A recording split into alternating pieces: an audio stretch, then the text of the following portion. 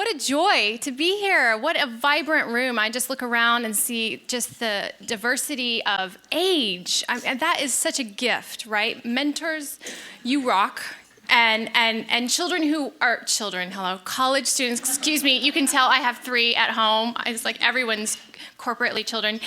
College students that want mentors, you rock. Because what I love about Ruby Women, the first thing you are learners, like a lifelong learner, right? Amen? Like that is what we are called to be, especially as women who sometimes think that somewhere along the way, whatever we've accumulated up to Cheerios, diapers, and poop is all that we're going to get. And then at some point, we're like, oh my goodness, these cells, these brain cells, they still work. And so this is a place that I love to see this fostered. This is a value that is obviously God delights in. He knit us with such intention in Psalm 139. And so this community just makes me very excited. I have a feeling I probably will come just like sit in the back row next time you guys do this. So anyways, my name is Rebekah Lyons. And I've been here at Biola a couple times now already, speaking a little bit on this story and this journey, and then also just on women and calling. That's what I'm very passionate about. I'm very passionate about mental health. And I'm going to give you some reasons why. You're going to learn this soon enough. But I just want to just start and just tell you thank you. Thank you for investing in each other. Thank you for investing in women in leadership. It is vitally important, especially in the church. And it is a new day because God is on the move and he's raising women up, and it is a very thrilling time to be alive. Amen? Yes? Yes. Okay. So in the year 2000, Parker Palmer wrote a book called Let Your Life Speak. Has anyone read this? Okay, well, you might after this. I was a decade late to the party reading it, but he starts with a poem by William Wallace, and essentially it's called Ask Me.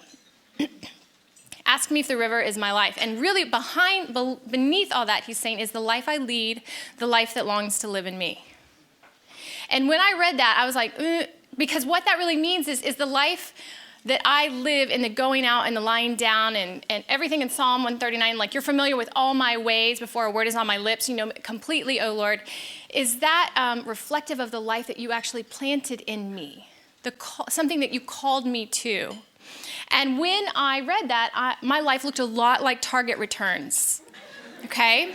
Chick-fil-A play dates, Starbucks drive-thrus, anyone? Okay. There's one, thank you. We're going to find each other afterwards. Okay, I'm going to preach.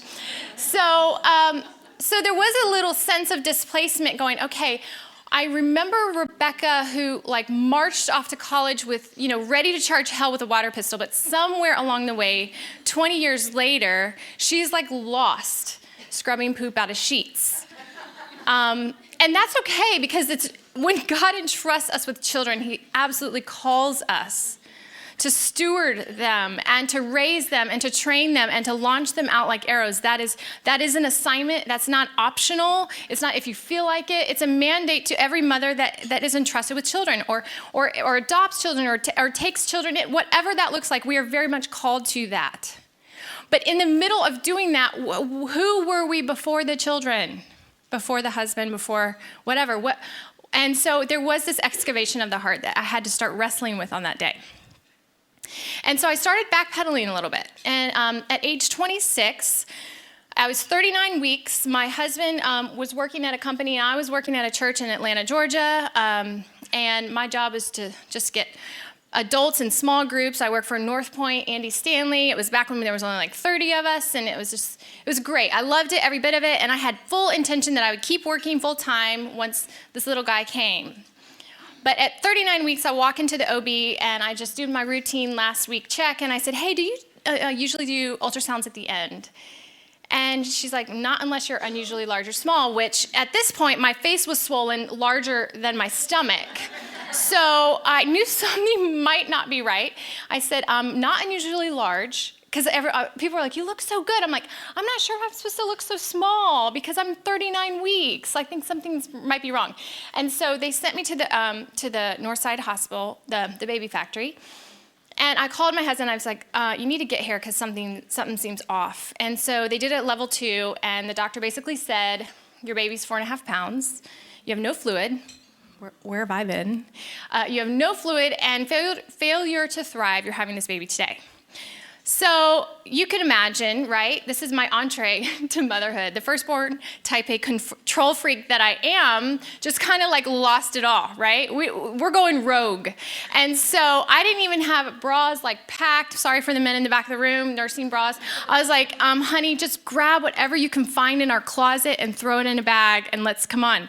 And so 6 hours later, they had a monitor on me, and I'm not good at math, but I can kind of count when like a heart rate starts slowing down. And it's like, we should probably do something about this. And so they gave me an epidural, and then they wheel me in, and then they tap my stomach, and of course I can feel that because it was all very rushed. And so then they gave me another epidural because that's what you should not do, but they did. And so Cade Christian Lyons is born finally in this emergency C-section scenario. And right as they're about to lift him up to me, and Gabe's like telling me Bible verses and leaning over, everything's calm and everything's peaceful, and here's Cade. And at the same point, right when they get him out, it's like that second epidural kicks in, okay? I'm sorry to scare you guys, but I'm going to tell you you'll get through this. But what happens with an epidural is you're supposed to be numb from here down. But with that second one, it just kept coming up, and it's called a high block. And so everything becomes numb, and everything becomes paralyzed, and you're like, you really feel like you're going to die. Like you're being paralyzed, and you're laying there on the table, and you're in the middle of the operating room, so chances are, you'll be okay. And so I remember having this mental thought in my head. I was like, I think I might be dying, but I don't want to speak that into existence and be negative. So I'll just hang here. But then a little while, I was like, no, if I am dying, I should probably tell somebody because I'm actually in the hospital right now, and there's doctors all around me, and I should probably tip them off. So finally, I'm like, I'm dying. And my husband, who's really smart, at that moment said, is this normal? And the doctor, gotta love him, leans over and he's like, if you stop breathing, we can breathe for you. I was like, if only I could lift my middle finger right now. So, needless to say, I did not die. Cade did not die. It was all good, and it took about 48 hours for all the medication to wear off, but I do remember 6 hours later into that very traumatic entree to motherhood, the doctor comes in at 1 a.m., and I just see a silhouette in the doorway, in the hallway, and there's lights beaming around him. It was not the angel Gabriel, and he said, we see signs of Down syndrome in your baby. I was like, okay. Kind of think drugs are okay for a moment like that. And I remember sitting up and looking at my husband who was laying on a cot, and we just kind of made eye contact and literally laid back down and fell asleep. And so the next morning, I'm wheeled down to the NICU, the floor below us, and I finally get to see Cade in the little, acrylic box with the holes, and you're just trying to feel his skin, because at this point, when I was dying earlier, I didn't even get to hold him, so I'm just trying to make contact with what was now my son, and now I'm this identity of a mother, and what is this going to look like? And essentially, he's just, finally, I hold him with all the wires and the tubes, and he's looking at me with slit eyes just to say, hey, Mom, are you going to love me for me? Not for what I can do and what I can accomplish to make you think that you're a good mom. And what you don't understand is I grew up in a performance-based culture where my worth and my affirmation was very dependent on what I did. And I hate to say it, I grew up in the church, and this was largely even what I thought my relationship with God looked like. And so it almost was like I was always trying to be a perfectionist and striving and achieving and basically earning or performing for love. And so this might have translated, it was never said this way to me overtly. It wasn't like I felt unloved by my family or unloved by my church, but I definitely felt I had a little more love if I did all the right things and I said all the right things and I accomplished all the right things. And so I put that on my back like a pack, as if my salvation or my worthiness or anything was attached to what I did. And so it took a good long while to really learn what the new covenant is about. And we're going to dig into that a little bit later. But I realized that when I prayed the prayer at age 5, it was it was technically because I didn't want to burn. And because I believed that Jesus was real, and I believed it all, but there was such confusion on what intimacy might look like, what abiding might look like, what the vine and the branch might look like. And so you can imagine when you're 5 and you're 10 and you're 15 and you're 20, then you have a newborn and you're like, oh, so maybe this is what unconditional love actually looks like. And it was God's grace to say, I'm going to show you this. I'm going to reteach you what loving someone for what they can, just for who they are. Their worth is very intrinsically tied to just them being them, and not you looking at a growth chart or looking at a developmental chart or looking at an IQ chart or looking at a psychiatric diagnosis and saying, this is my son, in whom I am well pleased. We don't need to add to it. We don't need to just take away. The worth is very much attached to the person. And so I didn't realize that I wasn't even sure if I believed that for myself. And yet it was God's grace and his kindness that showed me that through my son, Cade. So you fast forward a couple years, and when something like that comes into your life, special needs or any child or anything that just is kind of like a left hook from what you imagined, what you used to think was front and center just takes back burner, and what you used to overlook becomes front and center. And so you do crazy things. Like my husband quits his job as a vice president of a company that was doing very, very well, and I'm afraid we're going to live in our suburban down by the river. So I was like, this is awesome. So he started reading How Now Shall We Live by Chuck Colson, and he was part of his Centurions program, and he was a mentor to Gabe, and he had a sentence in his book called Christians are called to redeem entire cultures, not just individuals. And he got really excited about this, and he would share this to me like, it's not a beach read, it's like 800 pages or something. You guys have probably read this because you're smart. But I was reading Tina Fey, like Bossy Pants. So he's like, isn't this awesome? I'm like, yeah. So we started this thing that we couldn't quite describe called Q, and Q stands for questions. It's the Socratic method. We thought, since we don't really know a lot, but we are lifelong learners, let's ask good questions. And so we started convening people around the country in different cities. And we thought of all the Christians that we knew in their industries of arts and media and government and policy and education, and they were all in their fields, and they all loved Jesus, and they all felt like they couldn't talk about him. They all felt alone in their industries, and we're like, how do we equip people to be salt and light? And it's kind of hard sometimes when you're in the middle of the belt, of the Bible belt, the buckle, and you're thinking, but what does it look like for those who are brave, who are standing on the front lines, and they're trying to live fully and embody the gospel when they write a film score or a screening or a song or a play, or they run a business, or they manage a sports team or whatever? How do they embody the gospel there? And how do we strengthen and equip them so that the church and culture can sit at the same table? Instead of church in one house and culture's in another house at a different kitchen table. And so that was really something we got excited about. And as we did that, my husband, who just, I don't know why, but like one faith step just keeps leading to the next. And so we started Q, and he was invited to speak in New York City. I thought it was just going to be a fun weekend away. I thought, this will be great. Kids will be with the grandparents. And he spoke on the Upper East, Upper West, in Chelsea. And by the end of that night, in August of 2007, he's like, can you imagine living here? I was like, no. And I did. I resisted it for 3 years. And finally, in 2010, we pull in to Manhattan with 3 kids, 2 toy poodles, and a minivan, which is not cool anywhere, but in particular, downtown Manhattan. And at the time, I was 36, and I thought, this is like going off to college again, except you have children, and you're renting an apartment that's a fourth of the size of your garage. Not quite, but close. Maybe the same size as your garage. And I thought in some ways I was looking for meaning, a midlife reset, kind of an awakening to, like, my youngest was going into kindergarten.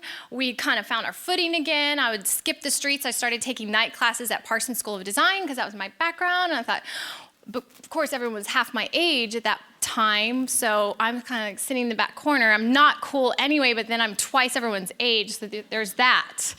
And we'd have to sketch each other's, like outfits. I was like, yeah, nope, I'm skipping out on that. I'm just gonna stay down here. Yep, nope, that size 0 will not fit me, thank you. Okay.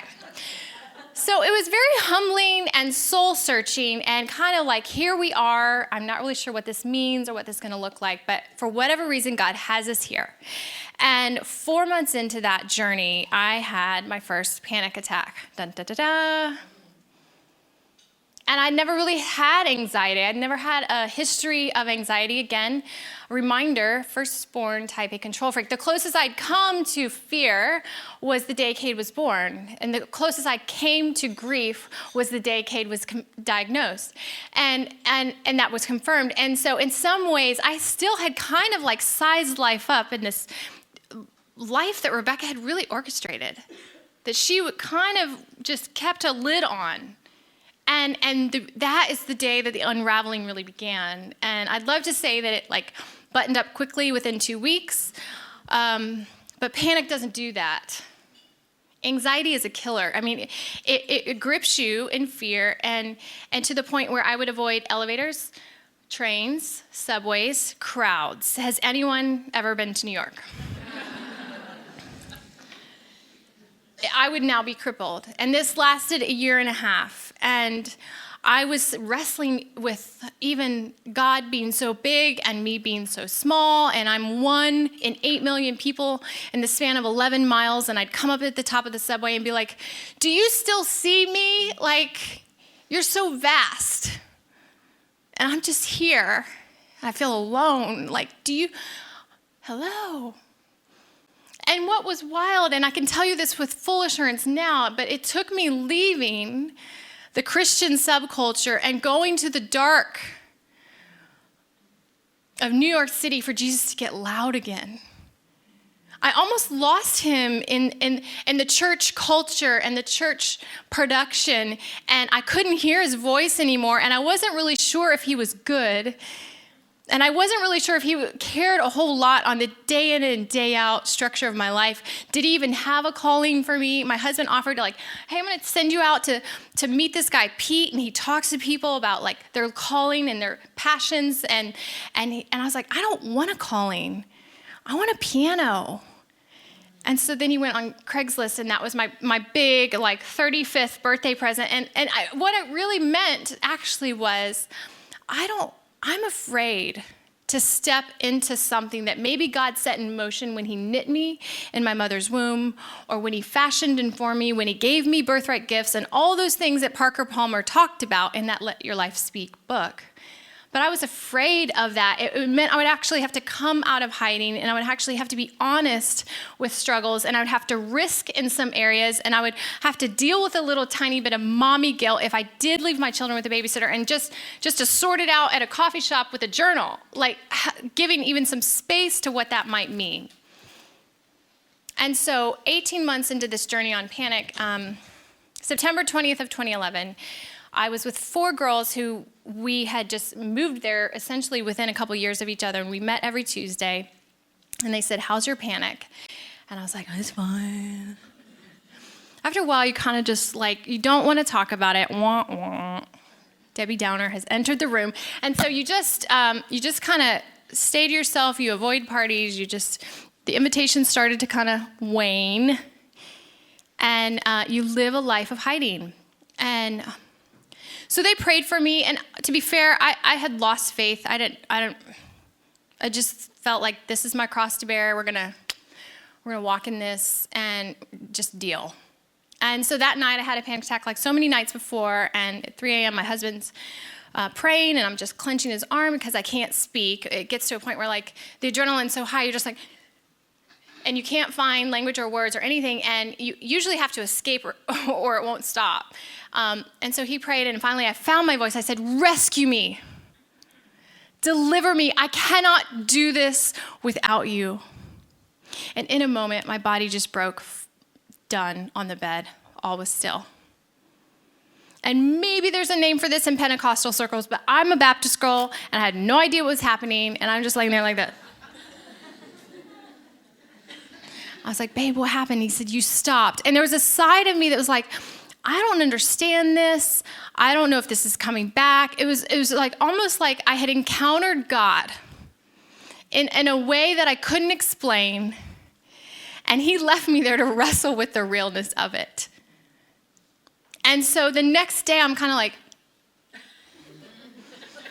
did it take? Like, I don't even know. I don't know how to talk about this. What does this mean?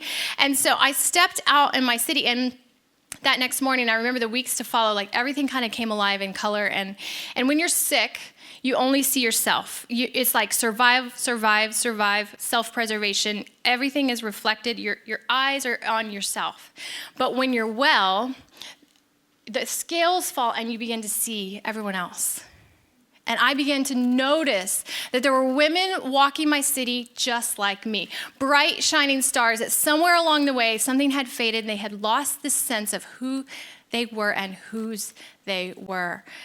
And so I started studying mental health. And I said, well, what is this? And then I learned that 1 in 4 women are on anti-anxiety or antidepressant medication, which is 400 times what it was in 1988. And I thought, why is this the case? What is this? What's going on? And then I read the work of Viktor Frankl, and I was just kind of just trying to process and understand, what does fear look like? Why are we? Why is it so hard? Why is life so hard? God, where are you? And do you see this? And what do you do with this?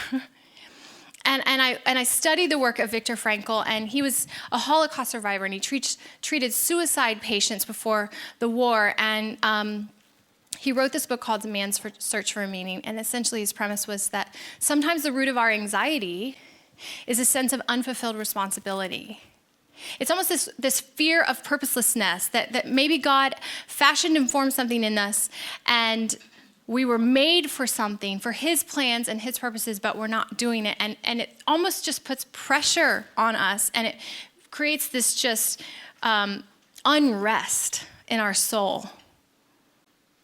And I think back in the garden when God said, cultivate the earth, join me in union and name the animals and have dominion, and like, because he wanted us to co-labor with him even then. He wanted us to have roles and responsibilities, and he didn't have to choose us to work with him.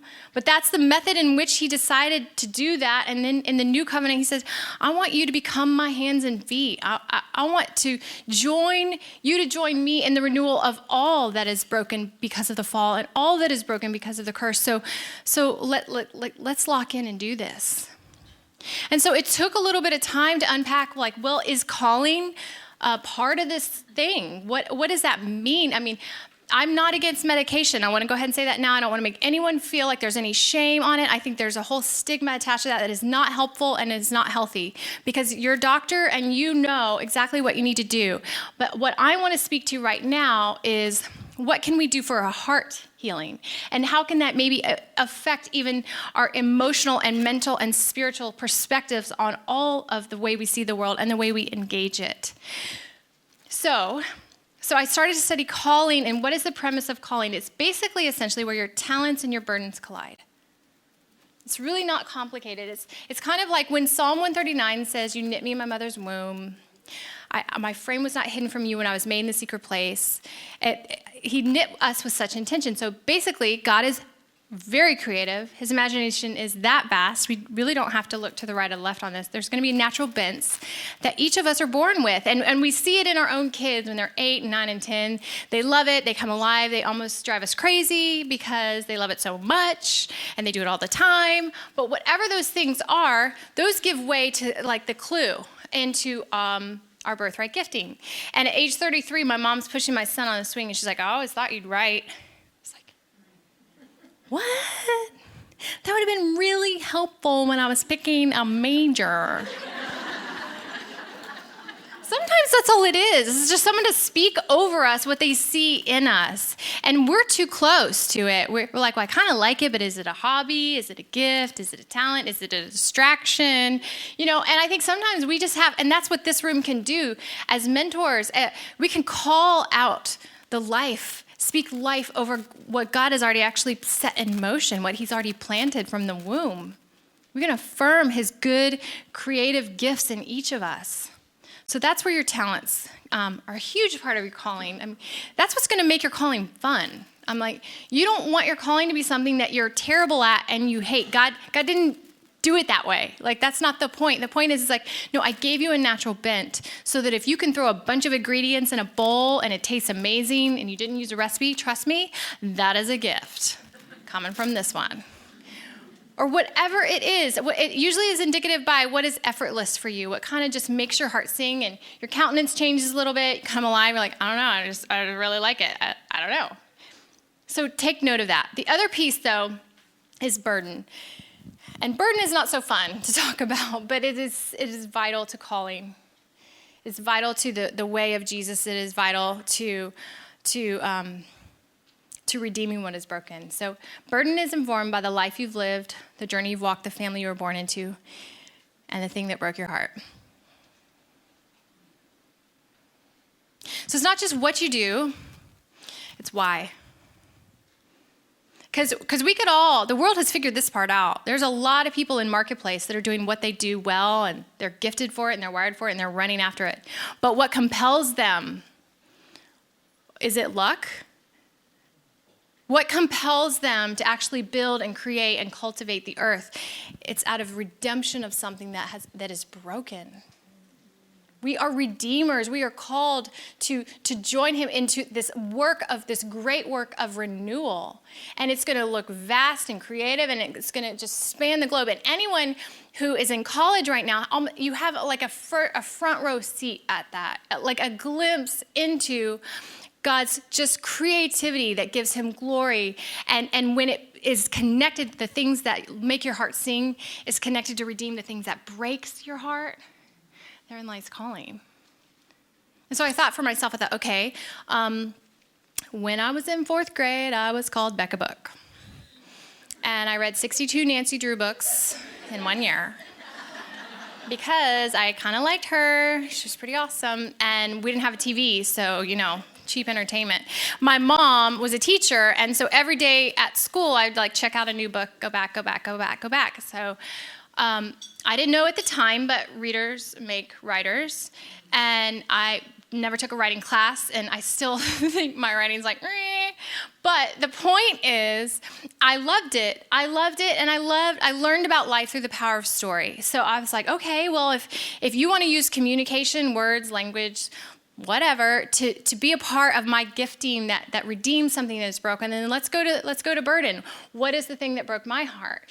And I'm just giving you illustrations so you can kind of do this exercise with each other or later, or even just unpack it in your own journal. It's not buttoned up and a formula that's going to check, done, calling, move on. It's going to be a little bit of a wrestling thing, and it'll be fun to even watch how that breaks out. But for me, I watched my father have his first mental breakdown when I was 15. And I remember him going to a psychiatric hospital for a week. I didn't think a lot about the connection between that and my own panic disorder that started at 33 or 36. Meanwhile, at 26, I have my firstborn son with an IQ of 42. So I was like, I think the thing that breaks my heart is mental illness. Obviously, I'm still watching my father right now. He's dying of bipolar and Parkinson's right now. So there's very much the tension of living in the now and the not yet. And God, what do you want to redeem today? And what is your glory look like? There's such a submission to his will and a submission to his sovereignty and his understanding and his appointing. And there is the tension of that is painful and walking that redemptive road. But I knew that when those two things came together, that would be something that would probably activate and mobilize something that I would just get excited about or that I would just feel burdened by. And so sometimes you think of calling, you're like, what are the things you're passionate about and what are the things you're burdened about? It's just a way of asking those questions. What are the things that when somebody's like, hey, we need someone to do that, you're like, oh, I love doing that. I'll do that. That's going to speak into your birthright gifts. If you love aesthetic, if you love food, something you love and you probably would blog about or you would do it for free. That usually gives insight to your birthright gifts. And then the burden, though, I think sometimes people say, well, mine didn't really come from wounding. And then we'll talk for like 3 more minutes. And they're like, oh, okay. I never thought of that. Yeah, the fact that my father left when I was 5. And, sometimes we just don't always connect. It doesn't mean that we have trauma. It doesn't mean that we thought we were grossly affected by it. But it could be there was an absence of something that we felt a longing for that informs the things that break our heart. So there's that. But if it all stopped there, that'd be great. But as I even thought into this and learned more about this, God was like, let's just press in a little bit more. And it was around this idea of freedom, because I think you can wake into your calling and you can do this exercise and you can talk about it with all your friends and you can get after it. There is a lot of go-getters in this generation. And it is a delight for me to watch, like women rise up, women take on the power and the authority that the Spirit gives them. But what God is actually calling us to do is to follow him. Like that is the call within the call. No matter what the assignment looks like, he says, come. Come. And if we're not careful, this formula will just turn into a prettier version of striving. And he's like, I didn't come for you to be called. When he says you're called to a free life, you are called to freedom, is the assumption that your calling would operate from a place of freedom. Not where you'd be like checking your likes and your social media stats and looking at your friend and why is her Etsy shop growing so much faster than yours? There's some chuckles, thank you. But comparison is like the enemy to like living fully in the call, because the call is to follow me. And what's so great is like you're going to follow him with the sweet spot that he put in you, but you can't really be free in that unless you stay in your lane. And you don't look to the approval of man for your worth or your validation. And you don't look to your perfectionism as your striving, as your sense of accomplishment. Because sometimes Jesus is like, what if that all goes away? What if I lead you like way over here and it feels dark and it feels a little like the wilderness, or it feels a little like New York City, where you just basically, you get to the end of yourself so that I can rescue you from a pit like in Psalm 18. Then maybe I'll come alive in you in such a way that you're like, okay, Jesus, thank you for some insight on the calling, but seriously, whatever you have, I will do. My yes is a yes forever.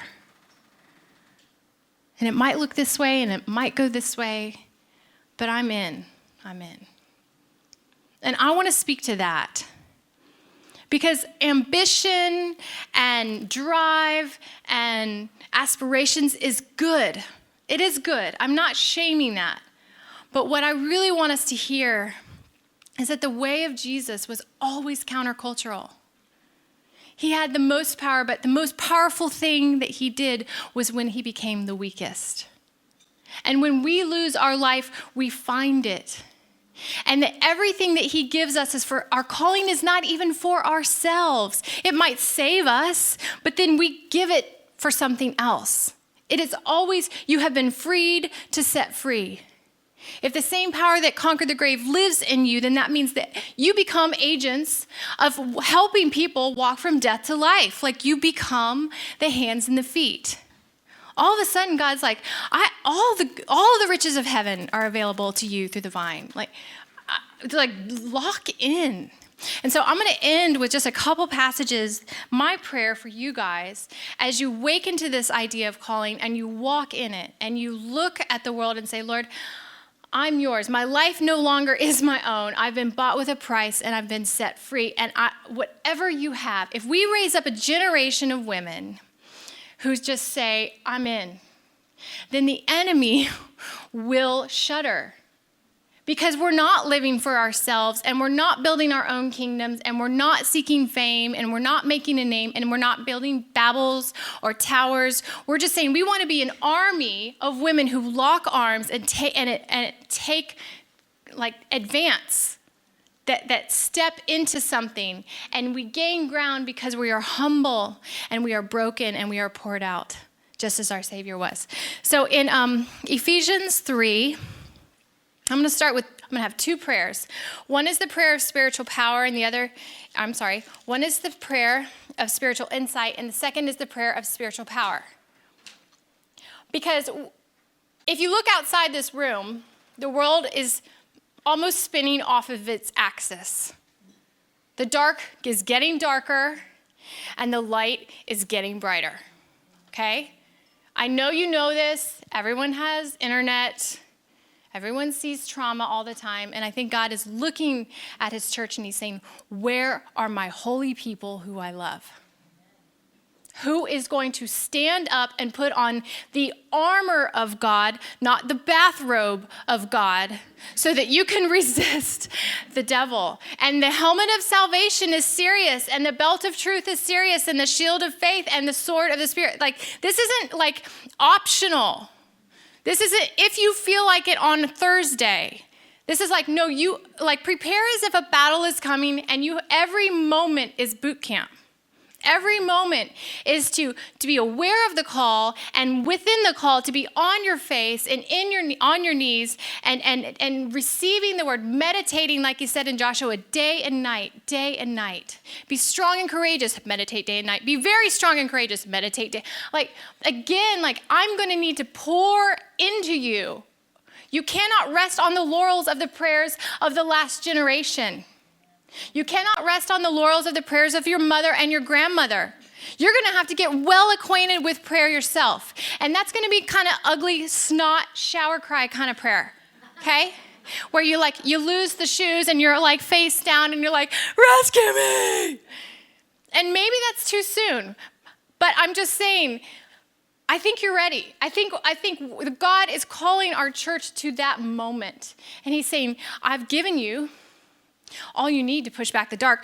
Christ has died and resurrected in the power of the cross, and the resurrection just says, hey, I've freed you to a whole bunch of things, and I need you to be those agents of freedom. So we're going to pray for those things. The first thing is prayer for spiritual insight.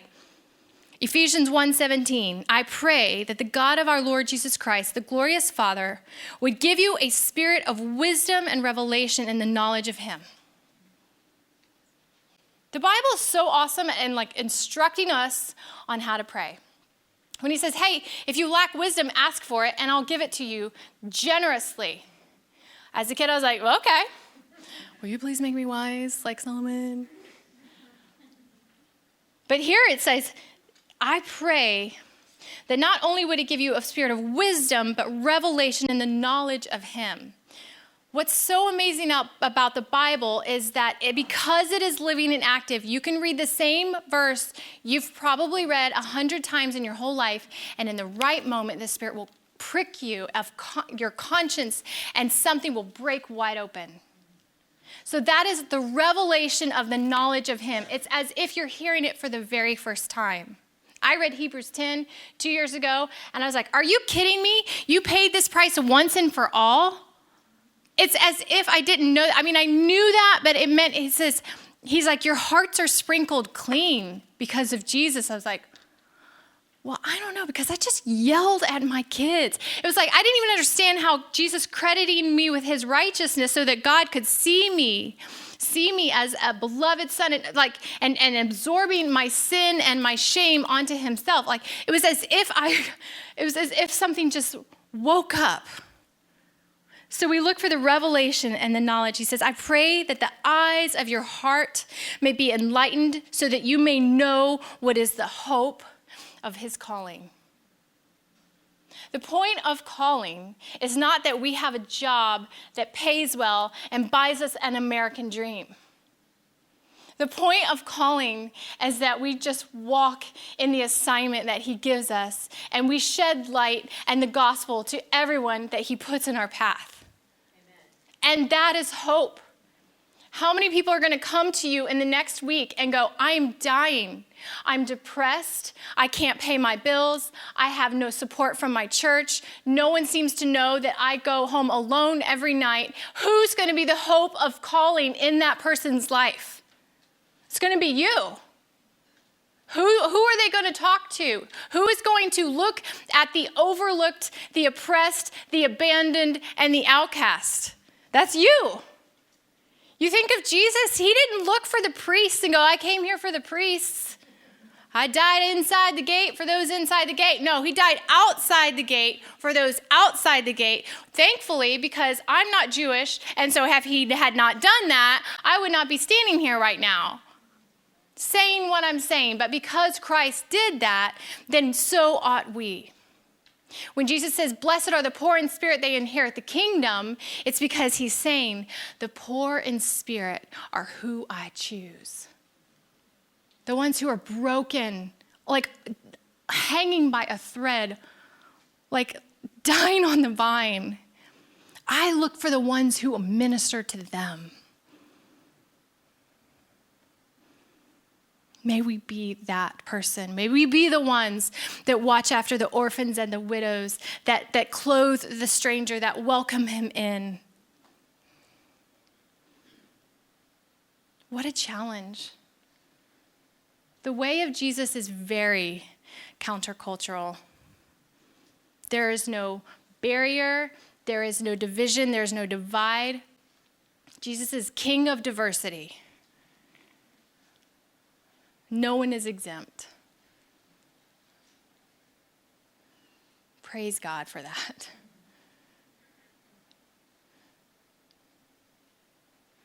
The second thing I want to just challenge you is the prayer for spiritual power. Because you could hear all this and be like, well, that's pretty awesome, but I'm about to go to Target after this, so. Where's Netflix? Okay. This is not like pressure, I promise you, and this is not condemnation, okay? Sometimes we hear these kind of talks and we're like, well, that was inspiring and exhausting all at the same time. And I just want you to know that the new covenant means that Jesus has already actually done all this. He's done it in us and for us, and everything good comes from him and is by him, and in him all things are just created. So in some ways, really all we're doing is like linking in. We're locking on to the source, and we're saying, this feels overwhelming, and left to my own, I'm selfish.